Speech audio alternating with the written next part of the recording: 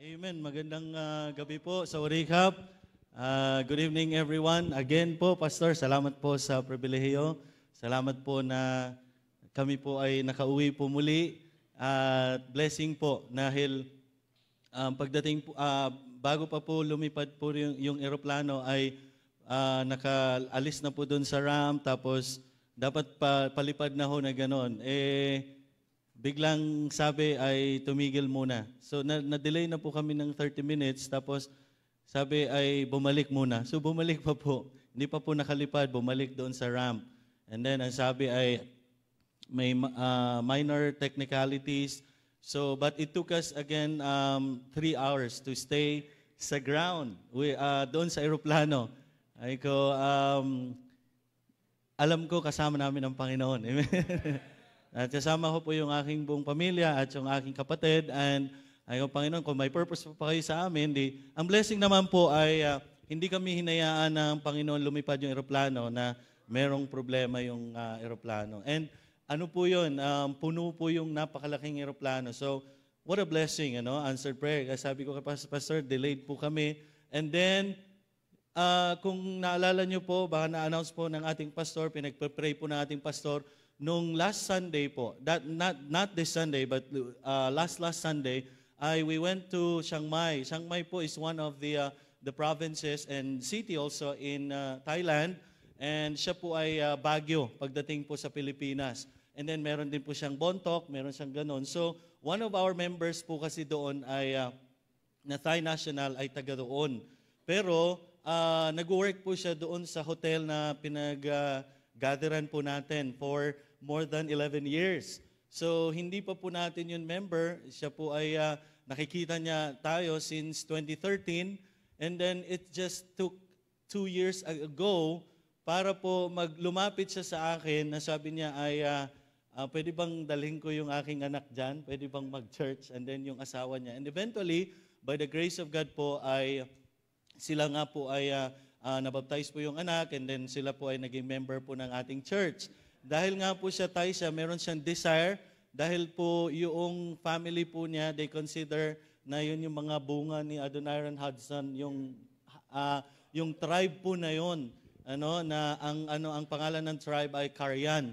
So, what a blessing po na last Sunday ay ang sacrifice po niya ay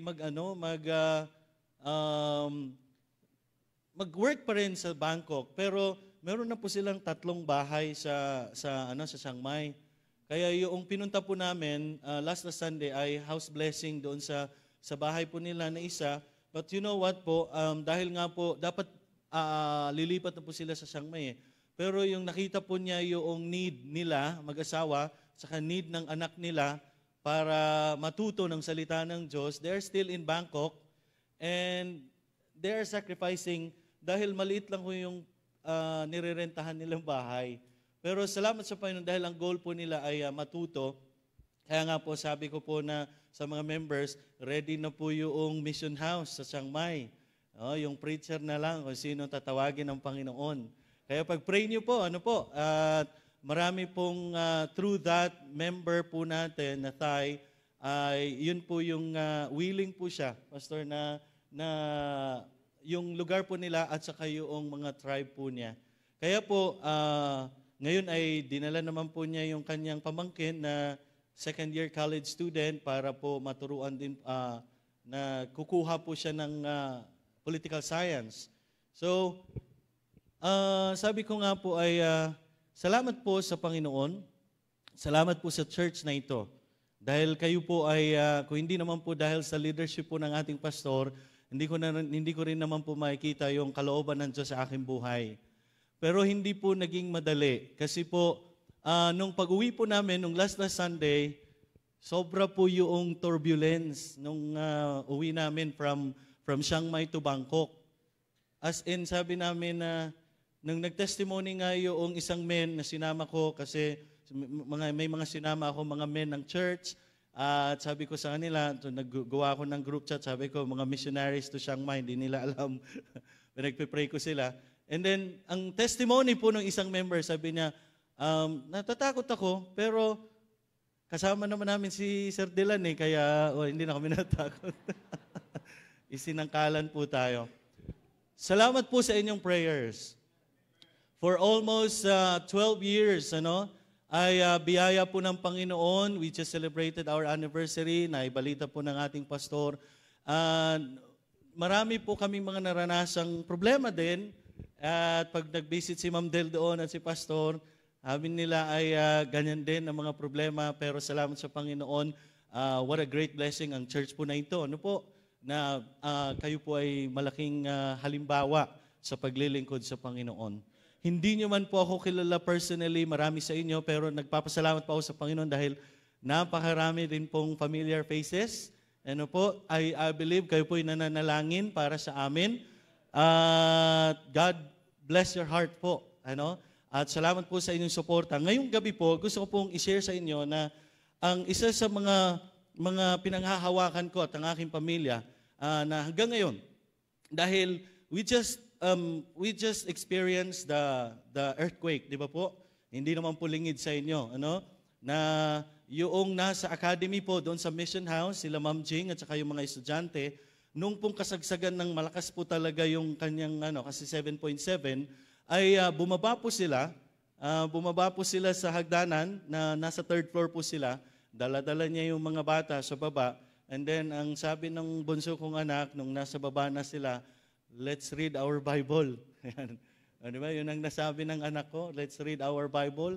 At meron pong mga namatay, meron pong building na nag-collapse, alam niyo naman po sa balita. Meron din po tayong mga members na naglipat din po sila ng mga condos or apartment dahil po mga nagsiputukan yung kanilang mga building. Pero isa lang naman pong nabalita po na nag-collapse. So, yung mga fears, yung mga bagay na yon ay Panginoon, hanggat buhay pa po kami, pinapahintulutan ninyo kung ano man yung mga struggles and problems and pains in this ministry, the fact that we have a pattern, our pastor, our church here, but you know what? There is a great blessing that I want to share to you, and please, let's all stand up and open your Bible, please, in the book of Romans. Romans chapter 8, verse 34. Okay? So, I know that you are here always for us and our pastor.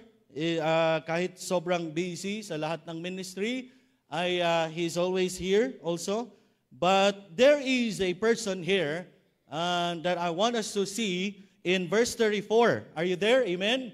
Amen. In Romans chapter 8, verse 34, shall we read all together? Ready? Read. Who is he that condemneth? It is Christ that died, yea, rather, is risen again, who is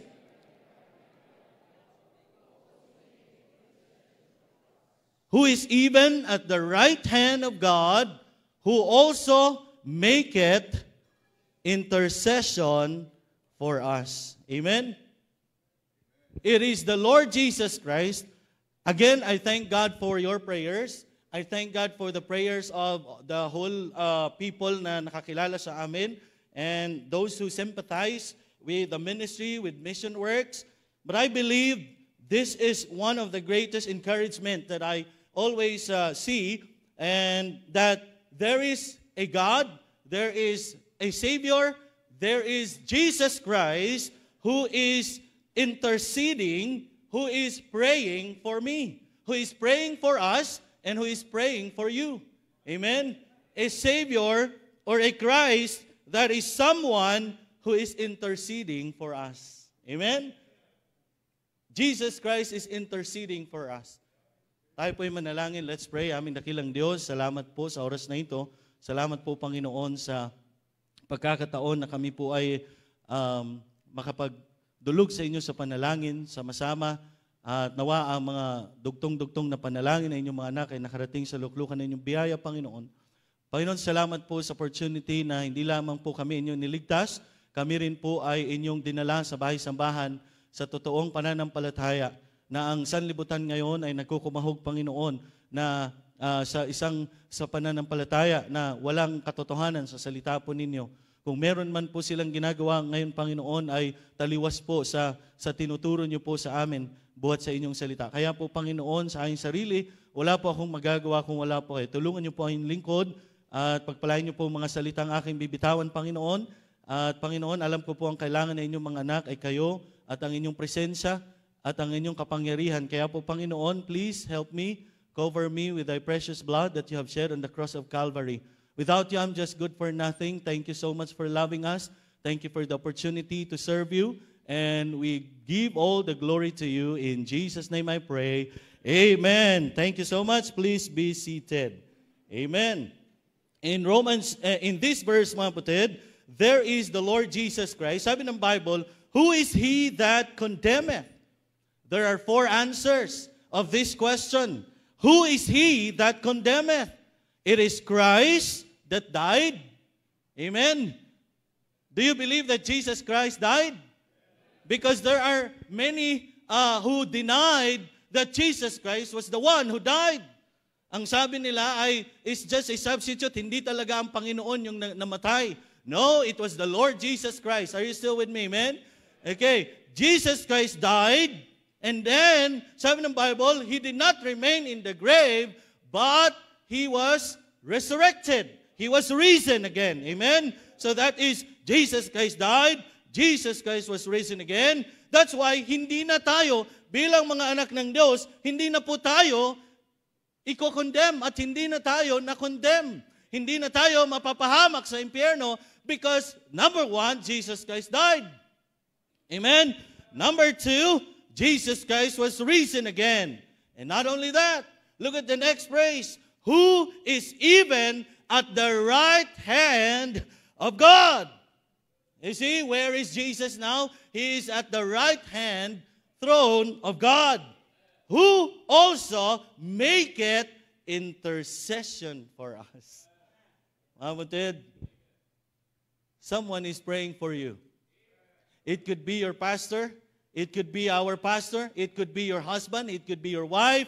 It could be your kids. It could be your children, your Sunday school teacher. But tonight, I want us to see that there is someone who is praying for you, who is interceding for you and for me.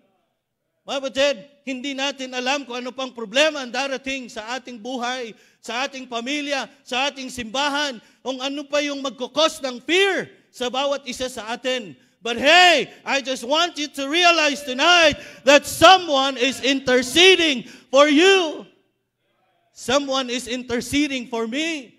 Someone is interceding for us. That's the reason why we come to church every prayer meeting. Amen? Because we want to pray for other people. Amen? And you also want to share your prayer request. But tonight, this is just a reminder. We have already know this. We have already learned about this, that Jesus is interceding for you and for me. Amen? Ano man yung struggle ng iyong pamilya, ano man ang struggle mo personally, hindi natin alam, hindi ko alam, maaring minsan hindi alam ng ating pastor, pero nag-i-intercede po ang Panginoon. Pumapagit na po ang Panginoon sa atin, mga kapatid. Kaya, ngayong gabi po, ang verse na ito, we learn that Jesus Christ is not only our Savior, but also He is our intercessor. Ang intercessor po, mga kapatid, ayan po yung tagapamagitan, a person who intercedes on behalf of another, especially through prayer. Kaya po, minsan ang tao nakakalimot. At maraming beses ang tao ay naaalala lang tayo pag merong something na may inaasahan sila sa atin. That is a fact, mga kapatid. Or maybe sometimes pag may nangyari, sabi ko nga noong, alam niyo po nung nangyari yung earthquake na yon, ay yung mga 3 kilometers, or like, I don't know kung yung Binyan ay kung ilang minuto, minsan yung 15 minutes lang dapat na drive or 30 minutes. It took that day 6 hours. Meron kaming prayer meeting nung gabing yun kasi that was Friday. And then, we were all expecting na medyo matagal kaming makakarating sa mission house kasi nga po ay sobrang traffic, nagpanic yung mga tao for how many years? More than 70 years nung nagsabi, 100 years na hindi nakaranas yung mga Thai people ng ganong klaseng pagyanig ng lindol. Ano? And then yung karatig bansa lang namin, pero yun ay lupa lang yung boundary, or bundok lang yung boundary, ay sila po talaga yung sa Thailand nga tremors lang daw yun pero ang lakas na. Kaya ako din po ay naapektuhan at the back of my mind kasi we have 3 regular attendees before they went to Myanmar ay nandun po sila ngayon, nag-church po sila sa atin nung nasa Bangkok pa po sila. And then those regular attendees ay talaga pong yung company nila, yung school nila, yung bahay nila, and then hindi na sila pwedeng bumalik sa tinitirhan nila kasi makukulaps. Ang dami pong nakulaps. Kaya, ay ko, Panginoon, meron kayong mensahe. At ang encouragement ko po sa mga tao at sa aking sarili ay meron pong nananalangin para sa akin. Hindi man lahat ng tao. Salamat po sa mga nag-message. Salamat po sa mga tumawag. Dahil kinukumusta niyo po kami. Salamat po sa Panginoon. And that's a great blessing sa amin. And you know what? Isang bagay na nakita ko po, at nakita po namin, ay this is a simple and a great truth that Jesus is interceding for us. Jesus is praying for us. You know what is the connotation kung halimbawa po ay merong nananalangin? Ito po, hindi po basta-basta yung nag-intercede para sa atin. Look at number 1, sabi dito, someone is interceding for us, someone is interceding for you, someone is praying for you and for me. And look at number 1 that I want us to see, His position. Who's that someone? Jesus Christ. Where is He now? He sits at the right-hand throne of God. You see His position? The one who is praying for you. Mga kapatid, kung meron man mga tao na nasasandalan natin, meron man mga tao na gusto nating na i-comfort tayo. But hey, there is a Christ, there is a Savior, is this someone who sits at the right hand of God, His position. Salamat, minsan pag pumunta tayo doon sa isang leader, tapos meron siyang assistant leader, or meron siyang second man. Pag malapit ka doon sa second man, malapit ka na rin doon sa leader. Yun naman ang sa labas And you know what? The position of that someone, he sits at the right hand of God.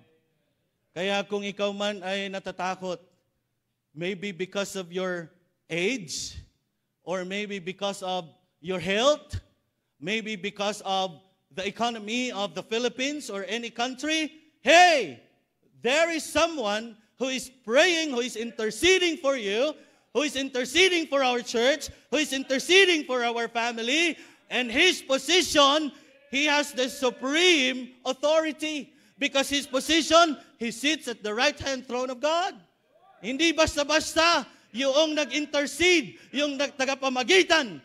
Amen? Siya ay merong supreme authority. Look at what the Bible says in Ephesians 1:20 to 22. Which he wrought in Christ, which he raised him from the dead, and set him at his own right hand in heavenly places. Supreme authority.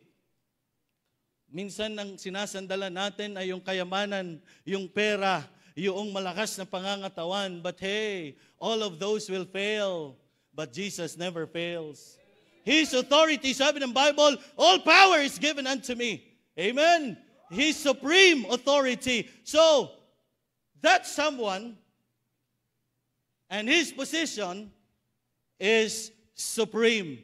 Letter B. So, that position has a supreme authority, but also he is a sovereign advocate. Alam niyo yung advocate, tagapamagitan, or manananggol. Ay, manananggol. Defender, tagapagtanggol. O kaya, ako po ay gagawa, ako po'y magtatrabaho para sa iyo. Ako ay magtatrabaho para sa ina-advocate ko yung ginagawa mo. So ako po ay nag-advocate. Ako po ay pinagtatanggol kita. Kaya nga, sovereign advocate. Look at what the Bible says in 1 John 2:1. My little children, these things write I unto you, that ye sin not. And if any man sin, we have an advocate with the Father. Who is that? Jesus Christ, the righteous. Mama said, he has not only had the supreme authority, but he has also the sovereign advocate. Yung tinatrabaho niya ay para sa atin. Yun po yung pagiging yung nasa kanang kamay ng Diyos. Amen? His position. Are you still with me? Amen? Kaya, minsan di na natin maunawaan kung ano yung pinapagawa ng Panginoon. Dahil maybe we are overwhelmed by the problems, or maybe we are preoccupied with so many things of this world. Someone is praying for you. Someone is interceding for you. Jesus Christ, who had the supreme authority, who had the sovereign advocacy. Amen? Yung ina-advocate po niya, yung palaging laman kasi ganyan ang advocacy. Yung iba, nag-a-advocate sila ng green reforestation. Yung iba, nag-a-advocate sila ng, alam yung LGBTQ++++. Yun ang mga ina-advocate nila. Sila daw ay hindi kabilang, pero sila ay ally. So, ina-advocate nila. Gusto nila magkaroon ng safe places sa lahat ng uri ng mga tao. Isa lang naman ng tao.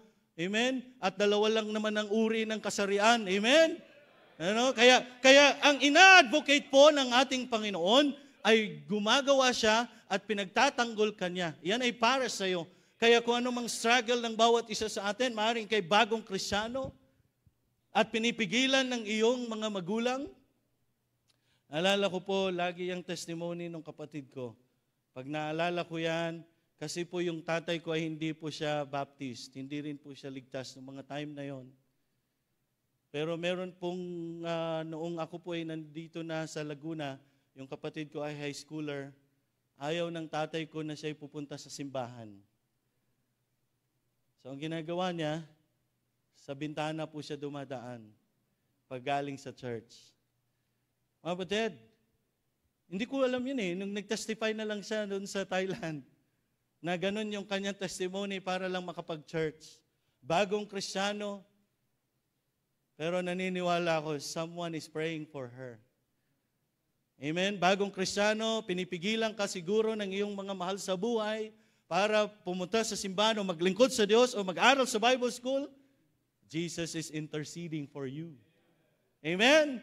Jesus is praying for you. Hindi po natin binabaliwala ang prayer ng ating pastor. Hindi po natin binabaliwala yung prayer ng bawat isa sa atin. But hey, I just want you to know that Jesus is interceding for you and for me.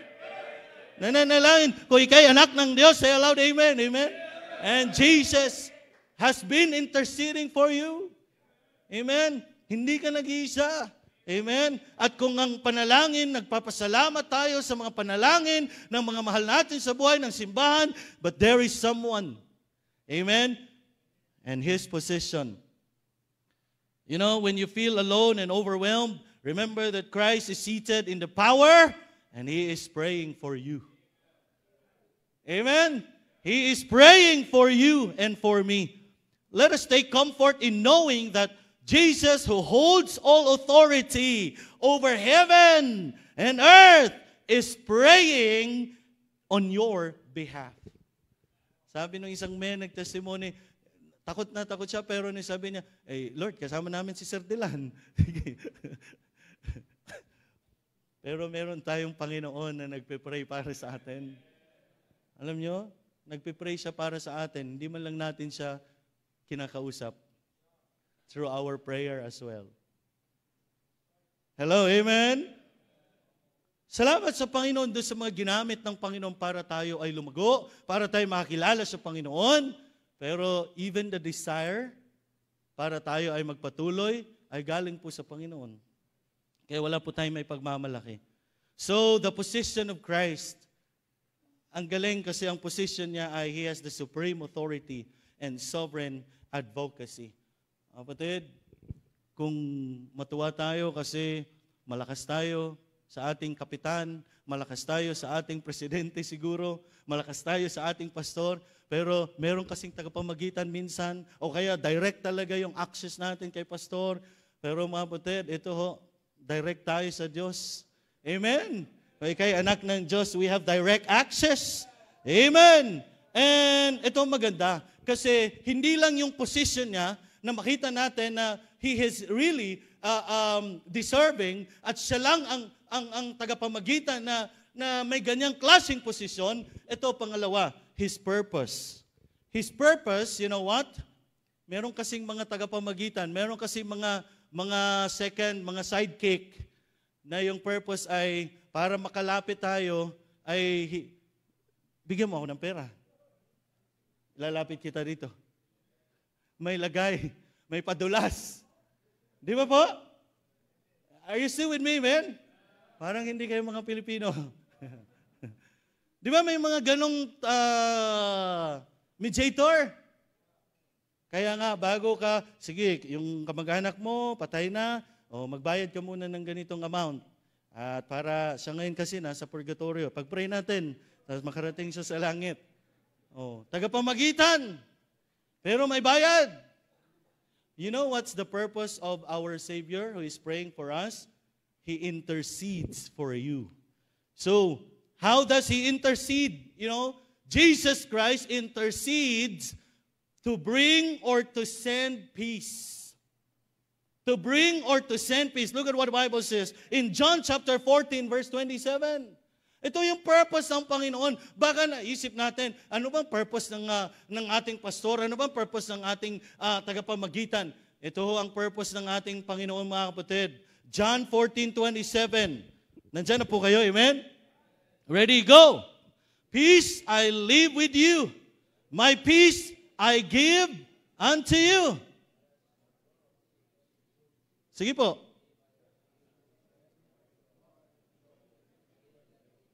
Let not your heart be troubled, neither let it be afraid. Humanly speaking, madali tayong, lalo pag siguro nervyoso ka na, kunting turbulence lang, ano kaya to? Katapusan na ba namin to, Panginoon? Ano kaya to? But Christ intercedes to bring or to send peace. Peace I give unto you. Peace I live with you. My peace I give unto you. Kung meron kang mga sakit o problema sa anak, problema sa magulang, mga kapatid, God is just a prayer away.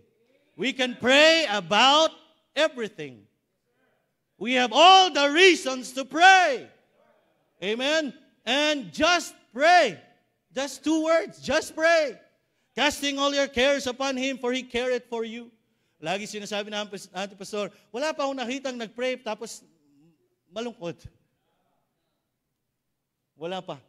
Dahil sabi ng verse, peace I live with you, my peace I give unto you. That is our intercessor. Amen. He intercedes. That's His purpose. He intercedes to send or bring peace. Letter B, He intercedes to strengthen our faith.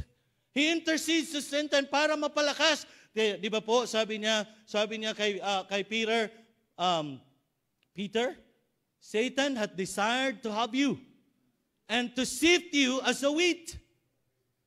But I have prayed for you. Amen? That thy faith fail not. Pag ikay na-convert, strengthen thy brethren. And I be tayo na. Pero mga kapatid, that is the purpose of Jesus. Hindi Kanya pinapalakas sa iyong pananampalataya, pinapalakas sa iyong pangangatawan para maging mayabang.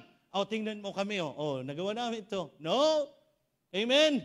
He wants us to be strengthened because He wants us to strengthen our faith and to be a blessing to other people. Hindi pinahintulutan ng Panginoon na merong malaki at maliit na simbahan para apak-apakan ng malaking simbahan ng maliit na simbahan. Kundi para maging source of encouragement, a pattern unto good works. Mga batid, that's the purpose of our intercessor, Jesus Christ.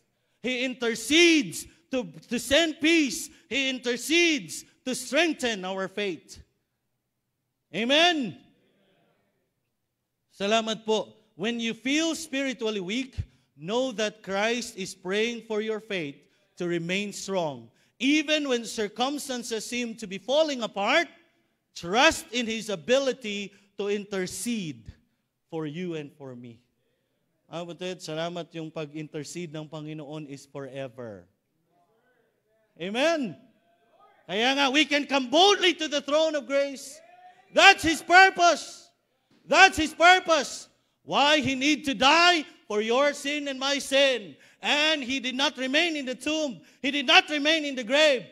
What did He do? He was risen again. Amen? For your salvation and my salvation. And where is He now? Sitting at the right-hand throne of God, interceding for you and for me. Amen. Mabuted, anywhere we go. Ang sanlibutan, naghahanap ng maraming views, maraming likes. Ngayon, baliktad na. Kung sino yung puro kalokohan, yun ang maraming views and maraming likes and maraming shares. Pero yung mga totoong, mga nagsishare ng salita ng Diyos, wala. Ganyan ang sanlibutan. Huwag tayong umasa sa flow ng sanlibutan. Amen? Kaya mga kapatid, hanggang ngayon, nandyan ang Panginoon para sa atin. And you know, that is His position. He has this supreme authority. He has this sovereign advocacy. And then His purpose was to intercede, to send peace, and to intercede, to strengthen our faith. And this, number 3, look at His prayer. Amen. Specifically, what is His prayer? You know what the Bible says? Bago yung awitin, He already knew what's on the other side. Or, yung naalala ko tuloy yung clouds. Sabi ko, kailan ba kami nagtuturbulence na ano? Pag sinuong yung clouds. Pag nasa taas naman, okay na. Kaya lang, nung time na yon, ang dami po talagang clouds. Imbis na mainit, pero tag-ulan ho ngayon. This week po, last Saturday, Sunday, ay Songkran Festival sa Thailand. Yun sa kanila ay New Year, sa kanilang Buddhist calendar. So ang Thailand, nagse-celebrate ng April na Songkran, New Year nila yon. Nagse-celebrate din ng Chinese New Year ng February. Nagse-celebrate din ng New Year ng December. Marami kaming New Year doon. So, this week, kaya basaan ho, yung parang San Juan. Parang nawala yung purpose ng basaan kasi long last few days ay umuulan. Ano? Kaya, minsan talaga sa buhay natin, mga kapatid, no? Yung iba nagme-message na it defeats the purpose. It defeats the purpose, but you know what? Our intercessor knows.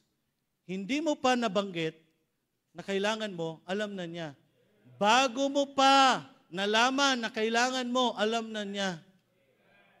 Amen? Kaya salamat po sa awitin na yan. Ano po? Christ understands our suffering because He has endured it Himself. Amen? So, Christ's prayer, so number 1, His position. Number 2, His purpose. Number 3, His prayer. You know what's His prayer? Dahil alam niya yung ating pain.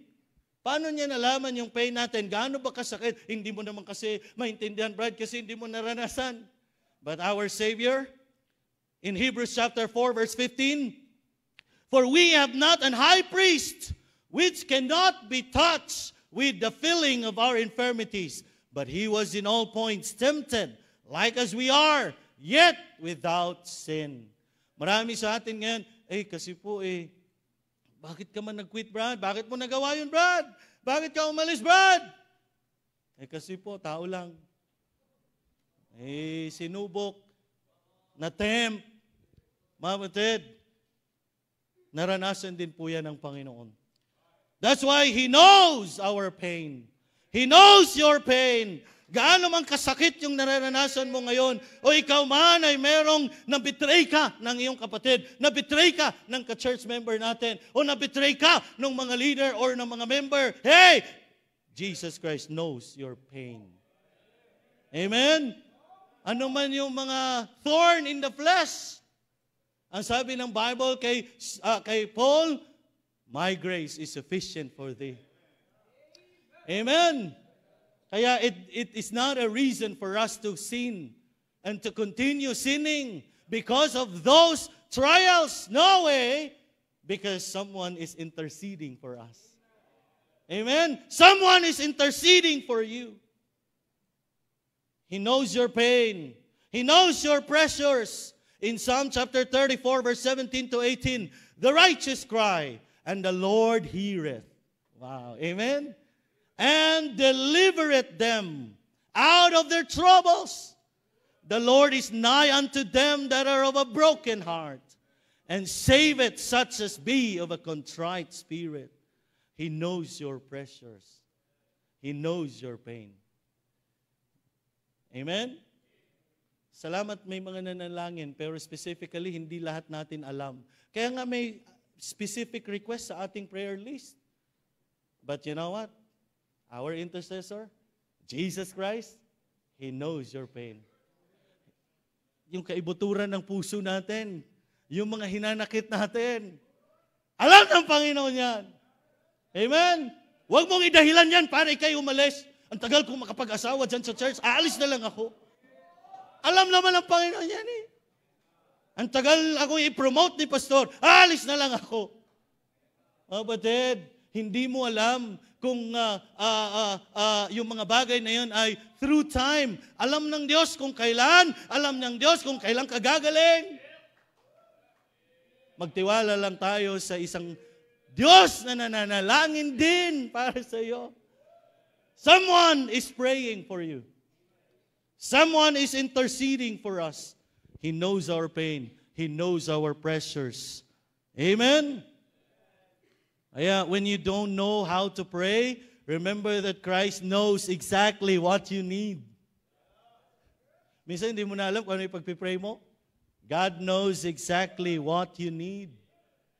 Let's go back, mga kapatid, sa a very common verse about seek ye first the kingdom of God. In Matthew chapter 6, verse 33. Kasama ko pa po kayo, amen? Matthew chapter 6, verse 33. Let's start with 31. Therefore take no thought, saying, what shall we eat? Or what shall we drink? Or wherewithal shall we be clothed? For after all these things do the Gentiles seek. For your heavenly Father knoweth that ye have need of all those things. But seek ye first the kingdom of God and His righteousness, and all these things shall be added unto you. Mga batid, bago mo pa nga nalaman na kailangan mo, matagal nang alam ng Panginoon. He knows everything. Wow. Yung ating tagapamagitan, matindi ang posisyon. At yung purpose niya, hindi mangurakot. Amen?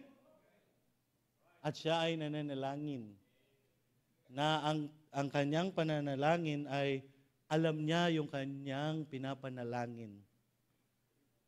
Hindi yung may prayer list, nakadikit sa wall. Lord, you know what I mean. In Jesus' name I pray, amen. Ha? Lord, marunong naman kayo magbasa. Alam niyo naman po yung mga batid, God knows our need. He knows what to pray. He knows your struggle. He knows yung mga, alam niyo, yung minsan iniisip kasi kaya naman umaalis marami sa atin. Hindi po ako exempted po dito, mga batid. Kaya minsan maraming nag-quit dahil nasaktan, nagtatampo. Nawala na ng pananampalataya. Hindi na niya naisip na meron palang Diyos na nananalangin para sa kanya. Na siya'y magpapatuloy. Na siya'y gagaling. No? In God's perfect time, alam ng Diyos ang kanyang sagot. Because number 4, Not only his position, not only his purpose, not only his prayers, but also number 4, his promise. Amen. It really takes faith. Dahil may pangako ang Diyos. I will never leave thee nor forsake thee. In 2 Corinthians 1:3-4, blessed be God, even the Father of our Lord Jesus Christ, the Father of mercies, and the God of all comfort. Amen? Who comforted us in all tribulation, that we may be able to comfort them which are in any trouble by the comfort where we ourselves are comforted of God. Sabi ni Ma'am Del, history repeats itself. There are some problems na, yung bang naranasan nila noon, at pag meron talagang yung mararanasan din ng ibang mga Kristiyano, pero walang ibang sagot kundi manatili. Kung naghahanap ng comfort sa sanlibutan, kaya nawala. Naghahanap ng comfort sa girlfriend o sa boyfriend, kaya nawala. Ang tagal na namin nagpapaalam, wala pa din. Ang siyang hindi marunong maghintay ay siyang mawala. Ay. Mga batid, the promise of God, ang promise po niya, He's a God of all comfort. That's why He promised to give comfort. In tribulations, mag-isa ka na lang, pero nandito ka pa rin. 60 years old ka na, 70 years old ka na, pero mag-isa ka na nga lang, pero nandito ka pa rin sa church. Prayer meeting. Nandito ka ngayon. Hindi mo nga alam kung paano mo tingnan yung daan mamaya. Pero God, of all comfort, He promised us this comfort, mga kapatid. Comfort them which are in trouble by the comfort where we ourselves are comforted of God. You can say to the younger ones na, magpatuloy ka. Magpatuloy ka. Dahil hindi ka naman pinababayaan, hindi ka pababayaan ng Panginoon. Kaya, salamat sa mga prayers, sa mga nauna sa atin. Pero meron Diyos na nagpipray para ikaw ay makapagpatuloy. He promised to give comfort. He promised to grant strength. I can do all things through Christ which strengtheneth me. And He promised to a grand deliverance. Sabi ng Psalm 34:19, many are the afflictions of the righteous, but the Lord delivereth him out of them all. Amen? That's the promise of the Lord Jesus Christ. Kaya salamat po. Ang pinaka-gist po ng ating pag-aaral ngayong gabi, alam ko po wala na pong bago. Kailangan pong i-rehearse sa atin na pag iniisip natin na mag-isa ka na lang, parang wala nang care yung ibang tao. There is someone who has promised, who has disposition, who has a great purpose, who is praying. And then the last one, who is providing His provision. Amen? Mga batid, He will not let you fall by the grace of God. In 2 Thessalonians chapter 3, verse 3, 2 Thessalonians chapter 3, verse 3, but the Lord is faithful, who shall establish you and keep you from evil. Are you still with me, man? The Lord is faithful. The Lord is faithful. Minsan hindi ka maunawaan ng maraming tao. Minsan nga hindi ka pakilala ng mga tao dahil nasiraan ka na ng ibang tao. Wala na, sirang-sira ka na sa ibang tao. Minsan naalala ko po yung unang punta ko po doon sa Thailand. Mag-12 years po ngayong April 25. April 25 po ako lumipad doon. Hindi po yung eroplano, amen. Tapos, the first Sunday po ng May, ay doon na po sa pinagtitipunan namin ngayon. At God willing po, first Sunday rin po ng May, ngayong taon, ay lilipat din po kami doon sa isang bagong lilipatan nga po. And ako lang po mag-isa. At ang tinuro po sa atin dito, Ay sabi ko, ano kayang dadalhin ko doon? Wala akong language. I only have the Tagalog, the Bisaya. Pero salamat sa Panginoon, binasa ko po paulit-ulit yung Book of Acts. Sa biyaya po ng Panginoon, hindi naman po tayo pinababayaan ng Panginoon. Mabatid, those people na naglilingkod sa Panginoon at mga nagsusuko ng buhay, nag-aaral sa Bible School, at yung mga naging choir member, naging Sunday School teacher, those are God's fulfillment sa calling ng ating pastor. Calling ng Diyos sa ating pastor. And I want to be a part. Preachers want to be part because yun din ang calling sa atin ng Panginoon. How about us, members? God is calling us. At ang isang reason bakit ayaw natin, dahil paano kaya ang aking pamilya? Paano kaya ang aking future? Salamat po sa wisdom ng ating pastor. Ako lang po mag-isa pumunta doon. Pero after months po ay nakapunta na rin po yung aking mag-ina. At dinagdagan din po kami. Kaya kung protection po ang pag-uusapan, may pangako po ang Diyos. Go ye therefore and teach all nations, baptizing them in the name of the Father and of the Son and of the Holy Ghost, teaching them to observe all things I have commanded you. And lo, I am with you always. Mga batid, anywhere we go, He is with us. And He's praying for us. And He will provide protection.